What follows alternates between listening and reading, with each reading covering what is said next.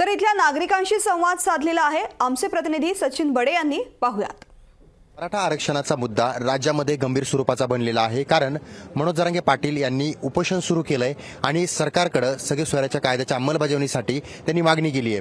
मात्र त्यांची प्रकृती खालावलेली असताना त्यांना भेटण्यासाठी अंतरवली सरड्या गावामध्ये समाज बांधव येत आहेत. आपल्यासोबत काही नाशिकवरून आलेले समाज बांधव आहेत जे मनोज जरांगे यांच्या समर्थनार्थ या अंतरवली सरडी गावामध्ये आलेले आहेत. सकल मराठा समाज परिवार जो आहे त्यांच्या गळ्यामध्ये काय काळ पाहायला मिळतं आणि ते टी शर्ट घालून आलेले आहेत. त्यांच्याशी संवाद साधूयात. कुठून आले दादा आणि काय सांगाल? आज आम्ही दादांना भेटण्यासाठी आज नाशिकवरून आलो आहे.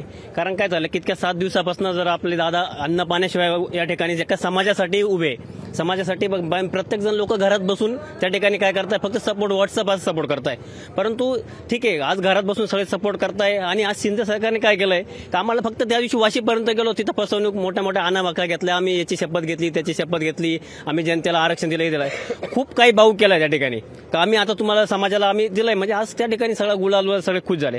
परंतु काय पडद्यामागे काय खेळी चालली आहे यातून काही दिलासा मिळत नाही. जी अधिसूचना आहे त्या अधिसूचनेनुसार कार्य करावं, सगळे सोयरे हा शब्द सरसकट लागू करावा. आणि तुम्ही जो एक नातेवाईक, रक्तसंबंधातील नातेवाईक, पितृसत्ताक आणि मातृसत्ताक या दोन्ही मुद्द्याचा त्याच्यामध्ये अंतर्भाव करावा. तसेच मागासवर्गीय आयोगाने, गायकवाड कमिशनने जे काही नोंद केली त्यानुसार मराठा समाज हा आर्थिक मागासलेलाच आहे आणि त्याच्यानुसार आम्हाला सरसकट कुणबीमधूनच आणि ओबीसी मधूनच आरक्षण हवे. आम्हाला वेगळ्या कोणत्याही प्रकारचं आरक्षण नकोय. ह्याच्यानंतर काही होईल, जर सरकारने जर आता ह्याच्यावरती निर्णय नाही घेतला तर पूर्ण सकल मराठा समाज काही करेल ते सांगू शकत नाहीये.